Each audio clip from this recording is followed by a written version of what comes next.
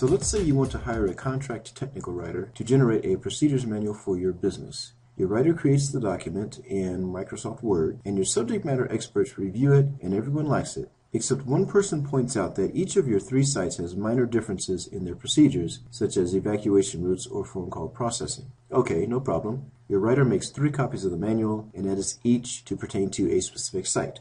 At the final review, one of your managers wisely points out that there should be a separate version for operations personnel and for admin personnel because different procedures apply to the different jobs. Okay, no problem, but now we have 6 versions of the manual, and the CEO wants an online version as well. So your writer subcontracts with an online help specialist because a web version of a procedures manual is quite different from the printed format. But now you're managing several source documents, and anytime you need to make changes or corrections, your writer has to change 7 documents, your subject matter experts have to validate all the changes over the multiple documents, and your IT people have to get involved to upload corrected online versions every time you change something. Sooner or later, you're going to miss a correction in one of those versions, and the mistake may be critical. But what if you only had a single source document to write, edit, and maintain? And what if you could define any number of output versions for that single source document? What if you could make changes to that single source document and publish the whole package automatically with one click of a button? We call that single sourcing, and it's far more efficient and cost effective because you don't need web specialists or IT people or multiple validation reviewers to get involved in changes to multiple documents. I create one document with all the information needed for the entire project contained in that single document for online and print versions. Then we define all the output versions you need now or anytime in the future, and we set up the source document so that only information that pertains to a particular version goes into that published document. For example, 90% of the information in all the versions of the procedures manual is the same, but the online version is going to differ in organization and format. Still, the admin related information only gets published in the admin versions of each site's print or online documents, but not in the operations version. So all versions get produced from one source document, which eliminates the review and validation nightmare, and all edits and changes are published to each output version automatically.